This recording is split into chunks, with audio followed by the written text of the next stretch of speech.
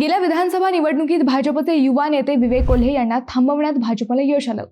कोपरगावची जागा राष्ट्रवादी अजित पवार गटाला गेल्यानंतर त्यावेळी विद्यमान आमदार असलेल्या आशुतोष काळेंना तिकीट मिळालं।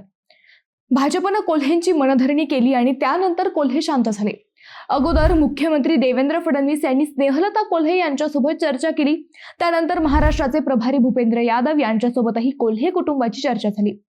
त्यानंतर थेट केंद्रीय गृहमंत्री अमित शहा यांच्यासमोर स्नेहलता कोल्हे व विवेक कोल्हेंना नेण्यात आलं। या सगळ्या घडामोडीत विवेक कोल्हेंना राज्यसभेची ऑफर देण्यात आल्याच्या चर्चा रंगल्या। पक्ष किंवा कोल्हे परिवारातून त्यावेळी या बातम्यांना दुजोरा मिळाला नसला तरी स्नेहलता कोल्हे यांच्या एका पोस्टवरून त्यावेळी तर्क लढवले गेले। परंतु सध्या राज्यसभेच्या 7 रिक्त जागांच्या चर्चेत कुठेच विवेक कोल्हेंचे नाव दिसत नाहीये। त्यामुळे कोल्हेंच्या त्या शब्दाची पुन्हा चर्चा सुरू झाली आहे। कोल्हेंना राज्यसभेवर नाही तर कुठे संधी मिळणार असा प्रश्न विचारला जाऊ लागला आहे। नेमकी काय आहे सध्याची स्थिती आणि कोल्हेंचं नेमकं काय चाललंय हाच विषय आज आपण समजून घेऊयात। नमस्कार, मी अद्वैता आणि आपण पाहत आहात अहिल्यानगर लाईव्ह 24, नगरी राजकारणाचं परफेक्ट अनालिसिस। कोपरगावचे नेते स्वर्गीय शंकरराव कोल्हे यांचे सहकार शिक्षण, सामाजिक आणि राजकीय, कृषी, पाणी आणि औद्योगिक क्षेत्रात मोठे योगदान राहिले। त्यांच्यानंतर त्यांच्या दुसऱ्या पिढीत त्यांच्या सुनबाई स्नेहलता कोल्हे यांनाही विधानसभेवर संधी मिळाली। सध्या याच कोल्हे कुटुंबाची तिसरी पिढी राजकारणात सक्रिय आहे। विवेक कोल्हेंच्या रूपाने सध्या कोल्हे कुटुंब सहकार व राजकारणात सक्रिय आहे।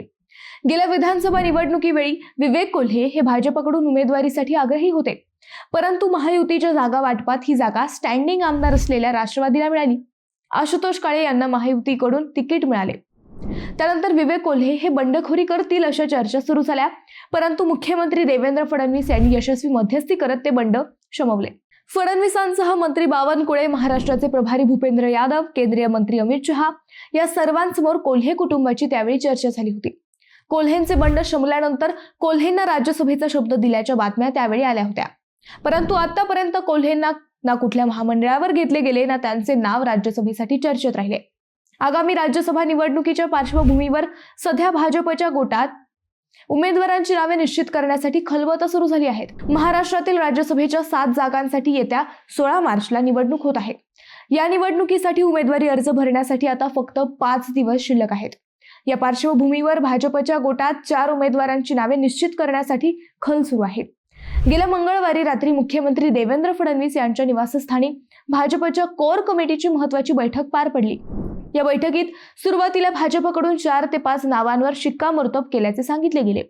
प्रत्यक्षात कोर कमिटी दिल्लीतील पक्षश्रेष्ठींकडे 25 जणांची यादी पाठवल्याची ही चर्चा रंगली होती। या 25 जणांच्या यादीत भाजपच्या निष्ठावंतांसह ज्यांचा शब्द दिलाय त्यांची नावे पाठवल्याचे सांगितले गेले। काही बातम्यांचा संदर्भ घेतला तर राज्यसभा उमेदवारांसाठी केंद्रीय भाजपकडे पाठवण्यात येणाऱ्या 25 जणांच्या यादीत विनोद तावडे, रावसाहेब दानवे, डॉक्टर भागवत कराड, विजया रहाटकर, मिलिंद कांबळे, कुणाल पाटील, भारती पवार, दिलीप कांबळे, माधव भंडारी, अमर साबळे, प्रीतम मुंडे, डॉक्टर संगीता फुसाटे यांच्या नावांचा समावेश असल्याचे समजते।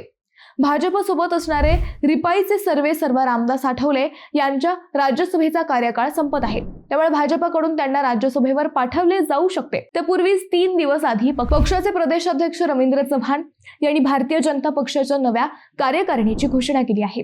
या कार्यकारिणीमध्ये अनेक नव्या चेहऱ्यांना संधी देण्यात आली आहे।